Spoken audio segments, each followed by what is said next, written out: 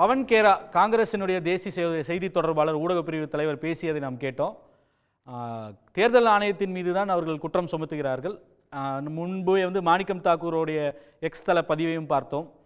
இப்போ திருடப்பட்ட வாக்குகள் இருக்கும்பொழுது வேறு என்ன ரிசல்ட் எதிர்பார்க்குறீங்க அப்படின்ற ஒரு கருத்தை அவருக்கு பதிவிட்டு இருந்தார். அதே கருத்தை தான் இவரும் எதிரொலிக்கிறார். இந்த போராட்டம் என்பது இது மக்களுக்கும் தேர்தல் ஆணையத்திற்குமான போராட்டம். இதில் யார் வெற்றி பெறுகிறார், அதாவது இப்போ தேர்தல் ஆணையத்தை செய்த சரி, அவர்களுடைய முறைகேட்டினால் இந்த வெற்றி திருடப்பட்டுறது அப்படின்ற ஒரு குற்றச்சாட்டை தான் வைக்கிறார். திரு பாலச்சந்திரன், நீங்கள் பேசும்போது குறுக்கிட்ட, நீங்கள் கேட்டிருப்பீங்க பவன் கேரா அவர்கள் பேசிய கருத்துக்களை.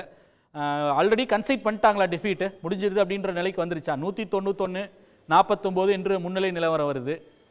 இதுதான் நிலவரமாக இருக்குது. கருத்து வரக்கூடிய காங்கிரஸ் கருத்துக்களையும் பார்க்கும்போது ஆல்ரெடி முடிந்து விட்டது அப்படின்ற ஒரு நிலைக்கு வந்துருச்சா? ஆமாம், பவன் கேரா அந்த முடிவுக்கு இன்றைக்கி இப்போ வந்திருக்கிறாரு. நான் 3 நாளைக்கு முன்னாடி திரு ஜென்ரம் அவர்களோட பேசும்போது, அவருடைய ப்ரோக்ராம் பேசும்போது சொன்னேன், இந்த தேர்தலில் இவங்க தான் ஜெயிக்க போகிறாங்க, என்டிஏ தான் ஜெயிக்க போகிறாங்க. அந்த வெற்றிக்கு உறுதுணையாக இருப்பது இந்த தேர்தல் ஆணையம் அப்படின்னு சொல்லி அந்நேரமே சொன்னேன். இது தேர்தல் ஆணையத்துடைய முக்கியமாக தேர்தல் ஆணையத்துடைய உறுதுணை. அதுலேயும் அவங்களுக்கு நம்பிக்கை இல்லை. தேர்தல் ஆணையம் இவ்வளோ ஹெல்ப் பண்ணியும் நம்பிக்கை இல்லாமல் அந்த 10,000 ரூபாய் கொடுத்தாங்க. 10,000 ரூபாய் கொடுத்தது சட்ட விரோதம். அந்த நேரத்தில் கொடுக்குறது சட்ட விரோதம், தேர்தல் விதிமுறைகளுக்கு முரணானது. ஆனால் அதை தேர்தல் ஆணையம் தடுத்து நிப்பாட்டிச்சா? வரிசையாக பாருங்கள். நாடாளுமன்ற தேர்தலில் இந்த நாட்டுடைய பிரதம மந்திரி சொல்கிறாரு, உங்ககிட்ட 2 மாடு இருந்ததுன்னா அதில் ஒரு மாட்டை காங்கிரஸ்காரன் வெளிநாட்டிலிருந்து சட்டவிரோதமாக இங்கே குடியேறி கொடுத்துருவான் அப்படின்னு சொன்னார். இது தேர்தல் விதிமுறைகளுக்கு முரணான பேச்சு. அதை கண்டிச்ச அந்த தேர்தல் ஆணையம், நாங்கள் 80 பேர், நீங்கள் 20 பேர் மறந்துடாதீங்க அப்படின்னு சொல்லி பிஜேபியுடைய மூத்த தலைவர் ஒருத்தர் சொன்னார், யூபி சீஃப் மினிஸ்டர். அதை இவங்க தடுத்து நிப்பாட்டினாங்களா? ஒரிசாவில் பூரி ஜெகநாதர் கோயிலுடைய ட்ரெஷரி சாவி தமிழ்நாட்டில் போயிருச்சு. எதற்காகவே அதுக்கு என்ன இம்ப்ளை தமிழ்நாட்டில் திருடிட்டு போயிட்டாங்க அப்படி இம்ப்ளை பண்ணி ஒரு ஸ்டேட்மெண்ட் கொடுத்தாரு. தடுத்து நிப்பாட்டினாங்களா? இப்போ டிஎம்கே காரங்க இவங்களை பீகாரிஸ் துன்புறுத்துறாங்கன்னு சொல்லி பச்சை போய் ஒன்று சொன்னார். தடுத்து நிப்பாட்டினாங்களா? இப்போ 10,000 ரூபாய் கொடுத்தவங்க தடுத்து நிப்பாட்டினாங்களா? இந்த 65 லட்சம் ஓட்டை பற்றி குற்றச்சாட்டு வந்தபோது அவங்க அதுக்கு ஒழுங்கான பதில் சொன்னாங்களா? இதை ஆதார் கார்டை கடைசி வரைக்கும் முரண் பிடிச்சாங்களே, ஆதார் கார்டை ஏற்றுக்க மாட்டோன்னு சுப்ரீம் கோர்ட்டில் சொல்ல வேண்டியிருந்துச்சு. அது ஒரு ஐடென்டிட்டியாக வச்சுங்கன்னு. ஏன்? இது மாதிரி எத்தனையோ கேள்விகள் எழுப்ப முடியும். இந்த தேர்தல் ஆணையம் நடுநிலைமை உள்ள தேர்தல் ஆணையம் கிடையாது. அவங்க முற்ற முழுக்க பிஜேபிக்கு துணை புரிகிற மாதிரி தான் அவருடைய செயல்கள் இருக்கின்றன. அதனால தான் பவன் கேரா ரொம்ப ரைட்டாக சொல்லியிருக்காரு, இந்த தேர்தல் ஆணையத்திற்கும் மக்களுக்கும் இடையில் உள்ள போட்டி அடிப்படையாக. அது தவிர அதர் ஃபேக்டர்ஸ் இருக்குது. இந்த 10,000 ரூபா கொடுத்த ஃபேக்டர்ஸ் இருக்குது. பிஜேபி ஒருங்கிணைந்து தேர்தலை சந்தித்தார்கள் தங்களுடைய தோழமை கட்சிகளோட. காங்கிரஸ் கடைசி வரைக்கும் அதில் எந்த அளவு ஒற்றுமையாக இருந்திருக்கணுமோ அந்த அளவு ஒற்றுமையை காட்டலை. இந்த மாதிரியான காரணங்கள் இருக்குது. But they are compared to இதோடு ஒப்பிட்டு பார்க்கும் பொழுது, தேர்தல் ஆணையத்துடைய செயல்களோடு ஒப்பிட்டு பார்க்கும் பொழுது இதெல்லாம் மைனர் ரீசன்ஸாக போயிடுது. That's a fact. தொடர்ந்து விவாதிப்போம் சார். திரு நாகராஜ், அதாவது தேர்தல் ஆணையத்தினுடைய ஒத்துழைப்பு அவர்கள் பிஜேபிக்கு சாதகமாக செயல்பட்டதால் தான் இந்த எண்ணிக்கையை பெற முடிந்தது என்று காங்கிரஸ் சொல்கிறது, ஊடகவியலாளர்கள். அதே போல் திரு பாலச்சந்திரன் சார் அவரும் பேசும்போது நீங்கள் கேட்டிருப்பீங்க. தொடர்ந்து எல்லோரும் வைக்கக்கூடிய குற்றச்சாட்டு என்பது தேர்தலில் முறைகேடு ஏற்கனவே பட்டியலில் நடந்துருச்சு. அதே சமயம் தேர்தலில் நடக்கும் பொழுதே ஒரு 10,000 ரூபாய் கொடுக்கறத அனுமதிக்குது இந்த தேர்தல் ஆணையம். இதெல்லாம் நடக்கும் பொழுது எப்படி இந்த வெற்றி சாத்தியமில்லாமல் போகும் அப்படின்ற ஒரு முறைகேட்டால் பெற்ற வெற்றி அப்படின்ற ஒரு குற்றச்சாட்டை வைக்கிறாங்கல்ல, அப்படித்தானா? கொஞ்சம் எனக்கு பேசுறதுக்கு வாய்ப்பு கொடுங்க. ஏன்னா 1 மணி நேரம் கழிச்சு நீங்கள் என்ன கேள்வி கேட்டிருக்கீங்க. இது வரைக்கும் மரியாதைக்குரிய ஜென்ரம் அவர்களும் திரு பாலச்சந்திரன் அவர்களும் தொடர்ந்து 2 முறை பேசிட்டாங்க. நான் எல்லாத்துக்கும் பதில் கொடுத்துட்றேன். சொல்லுங்க. கருணாநிதி அவர்கள் தோல்வி அடைந்த பொழுது எலெக்ஷன் ஓட்டிங் மிஷின் மேலே காரணம் சொன்னாங்க. இப்போது ஸ்டாலின் அவர்கள் ஓட்டிங் மிஷின் மேலே காரணம் சொல்லலை, ஏன்னா ஜெயிச்சிட்டாங்க. போன தேர்தலையும் சரி, தொடர்ந்து எல்லா தேர்தலையும் ஜெயிச்சிட்டே வர்றதுனால எலெக்ஷன் மிஷின் அவங்க கண்ணுக்கு தெரியல. ராகுல் காந்தி 50-55 ஆண்டு காலம் காங்கிரஸ் இந்த நாட்டை ஆண்டது. தோத்த உடனே காரணம் இதே எலெக்ஷன் மிஷின் மேலே சொன்னாங்க. அது நிரூபிக்கப்பட்டு விட்டது. இப்போ எலெக்ஷன் கமிஷன் மேலே சொல்ல ஆரம்பிச்சிட்டாங்க.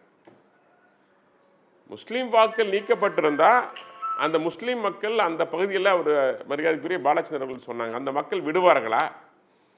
சாலையில் இறங்கி போராட மாட்டார்களா? 65 லட்சம் வாக்கள் நீக்கப்பட்டதுன்னு சொல்லி பீகாரில் சொல்கிறீங்க. தெளிவாக சொல்லப்பட்டிருக்கிறது. எவ்வளோ பேர்? 22 லட்சம் பேர் இறந்து விட்டார்கள். இறந்தவங்களுக்கு நீங்கள் போய் யார் வந்து ஓட்டு தர முடியும்? யார்கிட்ட போய் ஓட்டு யார் வந்து ஓட்டு கேட்பா? நிரந்தரமாக இடம்பெயர்ந்தவர்கள் பார்த்தீங்கன்னா ஏறக்குறைய 36 லட்சம் பேர். கண்டுபிடிக்கவே முடியல. அவங்க மேபி பக்கத்தில் மியான்மர்லேருந்து வந்திருக்கலாம், அல்லது வந்து பங்களாதேஷ்லேருந்து வந்திருக்கலாம். அப்படி ஒரு அது மட்டும் குறுக்கீடு, இல்லைங்க. அப்படி ஒரு தரவு வந்து தேர்தல் ஆணையம் கொடுக்கவே இல்லை. மீண்டும் மீண்டும் கேட்கப்பட்டது வெளிநாட்டவர்கள் அந்த மாதிரி நீக்கப்பட்டவர்கள் எத்தனை பேருன்னு 0.012% தான் முடிவு வந்துச்சு. இதுல அவர் தேர்தல் ஆணையம் சொன்னது 33 லட்சம் பேர் இடம்பெயர்ந்து வேறு இடங்களுக்கு மைக்ரண்ட் ஒர்க்கர்ஸ், அதாவது இடம்பெயர்ந்து தொழிலாளர்கள் வேறு இடத்துக்கு போனதுதான் தேர்தல் ஆணையம் சொல்லுச்சு. மியான்மர்ல இருந்தோ பங்களாதேஷ்ல இருந்து வந்ததுன்னு தேர்தல் ஆணையம் சொல்லல. அவர்கள் கொடுத்த எண்ணிக்கை 0.012% தான். அந்த அது போன்ற நீங்கள் சொல்லக்கூடிய வெளிநாட்டவர்கள் 65 லட்சம் பேர் நீக்கப்பட்டதில் 22 லட்சம் பேர் இறந்துட்டாங்க. புலம்பெயர்ந்தவர்கள் அல்லது எங்கே புலம்பெயர்ந்தாங்க அப்படிங்கிறது தெரியாது. திரும்ப அவங்க பங்களாதேஷ்கே போயிட்டாங்களா இல்லை தமிழ்நாடு வந்தாங்களா அதுவும் தெரியாது. அந்த ஓட்டுகள் இல்லை என்பது உறுதி செய்யப்பட்டது. நான் திரும்ப திரும்ப கேட்குறேன், இஸ்லாமியர்கள் ஓட்டு நீக்கப்பட்டதுன்னு நண்பர் பாலச்சந்திரோ மற்றவங்களோ சொல்கிறாங்க. அப்படின்னா இஸ்லாமியர்கள் வீதியில் இறங்கி போராடணும் இருப்பாங்களா? எத்தனை மாதம்? 3 மாதம் 2 மாதம் 2 மாதம் 3 மாதம் காலக்கெடு கொடுக்கப்படுது. நீங்கள் ஓட்டுக்களை பதிவு செய்யலாம். தேர்தல் கமிஷன் சொன்னதை விட இவ்வளவு நேரம் கொடுத்தது. திரும்ப திரும்ப கேட்டாங்க ராகுல் காந்தி கிட்ட, அஃபிடவிட் ஃபைல் பண்ணுங்க, டீட்டெயில் விளக்கம் கொடுங்க. ஏன் அஃபிடவிட் ஃபைல் பண்ண மாட்டேங்கிறீங்க? தெரியும் நீங்கள் சொல்கிறது போய், ஹிண்டன்பர்க் மாதிரி போய், ரஃபேல் மாதிரி போய், பெகாசஸ் மாதிரி பொய்ய சொல்லுவீங்க. உண்மை தெரிஞ்சோன்னு சொல்லாமல் பேசாமல் ஓடி போயிடுவீங்க. இதுதான் காங்கிரஸ் தோல்வி அடைந்ததுக்கு தேடிக்கொண்டிருக்கின்ற காரணம். ஏதோ ஒரு காரணத்தை சொல்லிட்டு அதிலிருந்து தப்பிச்சு போகிறது அப்படிங்கிறது. கருணாநிதி அவர்கள் ஏன் சொன்னார்? தோத்துடனே சொன்னார். ஏன் ஸ்டாலின் அவர்கள் சொல்லலைன்னா ஜெயிச்சிட்டு இருக்காரு. சரி, எஸ்ஐஆருக்கு வந்து நீங்கள் இவ்வளவு சொல்கிற நீங்கள், எஸ்ஐஆர் அரசியலமைப்பு சட்டத்தின்படி நடைபெற்று கொண்டிருக்கிறது. மரியாதைக்குரிய பாலச்சந்திரன் அவர்கள் ஒரு ஐஏஎஸ் அதிகாரி. அவரும் இது போன்று பேசுகிறதா ரொம்ப எனக்கு ஆச்சரியமாக இருக்குது. திடீர்னு எப்படி எலெக்ஷன் கமிஷன், இன்கம் டேக்ஸ், அமலாக்கத்துறை தப்பு செஞ்சால் இண்டிபெண்டன்ட் பாடி வரத்தான் செய்யும். தெளிவுபடுத்துகிறோம். உச்சநீதிமன்றம் இருக்கிறது, உயர்நீதிமன்றம் இருக்கிறது, நீங்கள் போகலாம் தாராளமாக. எதுவுமே நம்பிக்கை இல்லைன்னா அப்போ அரசியல் சாசன சட்டத்தை கையில் தூக்கி பிடிச்சிட்டு ஏன் வரீங்க? எமர்ஜென்சியை கொண்டு வந்த நீங்கள் இன்னைக்கு அரசியல் சாசன சட்டத்தை கையில் பிடிச்சிட்டு பார்லிமெண்ட்டுக்கு வரீங்கன்னா அதற்கு காரணம் உன்னத தலைவர் நரேந்திர மோடி என்பதை நீங்கள் மறந்துவிடக்கூடாது. ஜனநாயகத்தின் மதிப்பு கொடுத்து இன்னைக்கு ஒவ்வொரு விஷயம் இந்திய நாட்டில் நடந்து கொண்டிருக்கிறது. தயவு செய்து காரணம் தேடி அலையாதீர்கள். நம்ம பாலச்சந்திரர்கள் சொன்னாங்க, அங்கே ஈவேரா இருந்திருந்தால் அப்படின்னாங்க. எங்க? பீகாரில். நல்ல வேலை ஈவேரா இல்லை. நான் பீகார் போயிருந்தேங்க. இந்துக்களும் முஸ்லிம்களும் ஒற்றுமையோடு வாழ்ந்து கொண்டிருக்கிறார்கள். நல்ல வேலை ஈவேரா இல்லை. தமிழ்நாட்டில் வந்து தமிழ்நாட்டில் இந்துக்களும் முஸ்லிம்களும் ஒற்றுமையா இல்லையா சார்? எங்க இருக்காங்க? அவருடைய கொள்கைகளை பேசக்கூடிய தமிழ்நாட்டில் ஒற்றுமையா இல்லையா? இல்லைன்னு தான் சொல்றேன் நான். திமுக 10 பேரை 20 பிரிச்சு வச்சிருக்கேன். 10 பேர் இருந்தா இனர் ரீதியா, மொழி ரீதியா, வடக்கு தெற்கு நீங்கள் சொன்ன கருத்துக்கு வந்து ஒரு மாற்று கருத்து இருக்குன்னு சொல்றாங்க. அதை கேட்டுட்டு பாருங்க. தமிழ் ஹிந்தி, தமிழ் ஹிந்தி ஒவ்வொன்றையும் பிரிச்சு வைக்கிறது எப்படி? அதுதான் ஈவேராவுடைய பாணி. அதுதான் திராவிடர் கழகம், திராவிடர் அமைப்பு செய்யல. அதுக்கு ஒரு குறுக்கீடு சத்யா நீங்களுடைய இனத்தை கேவலப்படுத்துவது, இந்துக்களுடைய சடங்குகளை கேவலப்படுத்துவது, இன்னொரு மதத்தை தூக்கி பிடிப்பது, சத்யா நீங்கள் சொன்ன கருத்து திராவிட செய்கின்ற வேலை இல்ல. ஈவேரா இல்லாத பீகார்ல தான் பாகல்பூர் அப்படிங்கிற கலவரம் நடந்து பல டசன் இஸ்லாமியர்கள் கொல்லப்பட்டாங்க. அந்த பல டசன் இஸ்லாமியர்கள் கொல்லப்பட்டதுக்கு வந்து தமிழ்நாட்டில் இருந்த பெரியார் தான் காரணமா பீகாரில் கொல்லப்பட்டதுக்கும் அப்படிங்கிறதே அவர் தெளிவுபடுத்திட்டு சொல்லுங்க. பெரியார் இருந்த தமிழ்நாட்டில் அப்படிலாம் ஒரு சம்பவம் நடக்கல. கொல்லப்படல. சொல்லுங்க, முடிச்சிருங்க. பீகார், அதாவது தமிழ்நாட்டில் ஈவேரா இருந்த தமிழ்நாட்டில் தான் பல பிரச்சனைகள் சொல்ல முடியும் என்னால். சமீபத்தில் நடைபெற்றது மனித கழிவு தண்ணீரில் திரு கலக்க நாகராஜ் வர்றேன். திரு அதுவும் பாலச்சந்திரன் நீங்க நடைபெற்று சொன்ன கருத்தை தவறுன்னு ஏதோ சொல்றாரு. அவர் ஒரு கருத்தை கேட்டு வந்துடுறேன், நீங்க அதுக்கப்புறம் அதை ரெண்டையும் சேர்த்து விளக்கம் கொடுத்துருங்க. அவருக்கு இல்ல பாலச்சந்திரன் சார் கூட பதில் சொல்றேன். ஒரே நிமிஷம் இல்ல அவருக்கு பதில் அவர் உங்ககிட்ட தான் ஒரு கேள்வி வைக்கிறாரு. பாலச்சந்திரன் உங்ககிட்ட தான் ஒரு கேள்வி வைக்கிறாரு. இல்ல பீகார் குறித்து இன்னும் சொன்னாரு. ஒரே நிமிஷம் அதான் உங்ககிட்ட ஒரு கேள்வி வைக்கிறாரு, அதை கேட்டுக்கங்க. இல்ல நான் பேச முடிக்கிறேன். இல்ல அதையும் சேர்த்து நான் அவங்க ரெண்டு பேர் கருத்தையும் எடுத்துக்கிட்டு நீங்க பதில் சொல்லுங்க திரு நாகராஜ். பேரை குறிப்பிட்டு ஓகே டைம் கொடுங்க, அப்ப நேரம் கொடுங்க. பெயரை குறிப்பிட்டு திரு நாகராஜன் சொன்னதுனால, ஆமாம் என்னுடைய பெயரை குறிப்பிட்டு திரு நாகராஜன் சொன்னதுனால, ஒரு ஐஏஎஸ் ஆஃபீஸர் இருந்தார், அவர் இப்படி பேசலாமான்னு கேட்டதுனால நாகராஜன் அவர்களுக்கு நான் கேட்குறேன். நான் கேட்ட கேள்வி அத்தனைக்கும் நீங்கள் பதில் சொல்லி நான் சந்தோஷப்படுவேன். உங்கள்கிட்ட 2 மாடு இருந்ததுன்னா ஒரு மாட்டை தூக்கி இல்லீகலாக வெளிநாட்டில் இருந்து வந்தவனுக்கு கொடுத்துருவேன் அப்படின்னு பிரதம மந்திரி சொன்னது நியாயமான பேச்சா?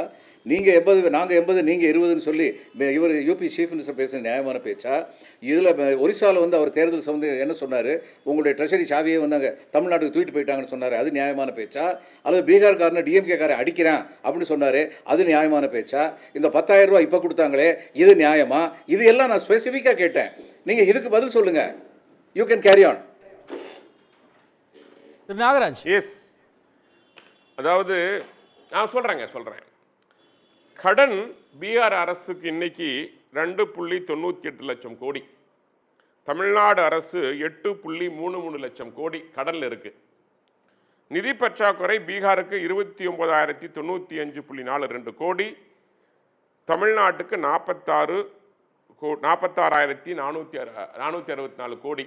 இதிலிருந்து தெரியுது எந்த மாநிலம் கடன் அதிகமாக இருக்குது. 20 ஆண்டு கால ஆட்சியில் எந்த அளவுக்கு பீகார் மெல்ல மெல்ல முன்னேறி வருகிறது அப்படின்னு நான் சொன்னேன். முன்னேறிய மாநிலத்தை பின்னோக்கி சொல்லும் போது கூடவே வந்து தமிழ்நாட்டினுடைய வளர்ச்சி தேசிய வளர்ச்சியோட டபுளா இருக்கு. 11.19% சேர்த்து சொல்லணும். ஒரே நிமிஷம், டெட் டு ஜிஎஸ்டிபி ரேஷியோன்னு பார்க்கணும். அதுல வெல் வித்தின் த லிமிட்ஸ். நம்ம வந்து 11.19% தமிழ்நாடு இருக்கு. இந்தியாவினுடைய சராசரி வளர்ச்சி ஜிடிபி growth 6% தான் இருக்கு. ஆனா 11.19 ஏறக்குறைய ரெட்டிப்பு வந்து கிடைக்க முடியும் இங்க பெறாங்க.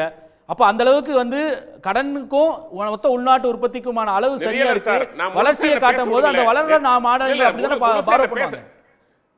சொல்லுங்க சார். நீங்க பீகாரோட தமிழ்நாட்டை கம்பேர் பண்ணவே கூடாது. அப்புறம் ஏன் நீங்க தான் கம்பேர் பண்ணீங்க. கல்வியில் சிறந்த தமிழ்நாடுன்னு சார் நான் சொல்றேன். நீங்க இப்ப சொன்னீங்க இல்லைங்களா, பீகார் வளர்ந்துருக்கான்னு கேக்குறீங்கல்ல. நான் வளர்ந்து கொண்டு வருதுன்னு எப்படி சொல்றேன்னா, வளர்ந்த மாநிலம் ஏற்கனவே கல்வியில் சிறந்த தமிழ்நாடுன்னு பாரதியாரே பாடிட்டு போயிட்டாரு. எத்தனை விஷயங்கள் இதிகாசங்கள் இருந்து பல விஷயங்கள், எத்தனை தமிழ் இலக்கியங்கள் உருவாக்கப்பட்ட நாடு இது தமிழ்நாடு. கல்வியில் நீ அதெல்லாம் தயவு செய்து பீகார் நீங்க போய் பாருங்க. ஒரு கிராமத்தை பார்த்தாவே கிராமத்தில் மண்கூட்டு மட்டும் தான் கண்ணுக்கு தெரியும். எந்த வளர்ச்சியும் இல்லாத ஒரு மாநிலமாக இருந்தது பீகார். தயவுசெய்து நீங்க பீகாரை தயவு செய்து கம்பேர் பண்ணாதீங்க. நீங்க கடன்ல தமிழ்நாட்டில் கடனை வச்சுக்கிட்டு பீகாரோட கம்பேர் பண்ணி சொல்றது, வளர்ச்சியை பத்தி சொல்றது பேசக்கூடாது. அத பாலச்சந்திரன் கம்பேர் பண்ணல சார். பீகார் அரசு கொடுத்த ஒரு புள்ளி விவரத்தை நான் மட்டும் உங்களுக்கு சுட்டி காட்டுறேன். 2022 நிதிஷ்குமார் எடுத்த காசு சர்வே இல்லையா, அதன்படி அந்த மாநிலத்தில் இருக்கக்கூடிய மொத்த மக்கள் தொகையில 34% மக்கள் வந்து மாத சராசரி வருமானமா 6,000 ரூபாய் இருக்காங்க. அவங்களுக்கு வந்து நீங்க 10,000 ரூபாய் வந்து ஓட்டு போடுறதுக்கு 4 நாளைக்கு முன்னாடி கொடுத்தீங்க சார். தொடருங்க.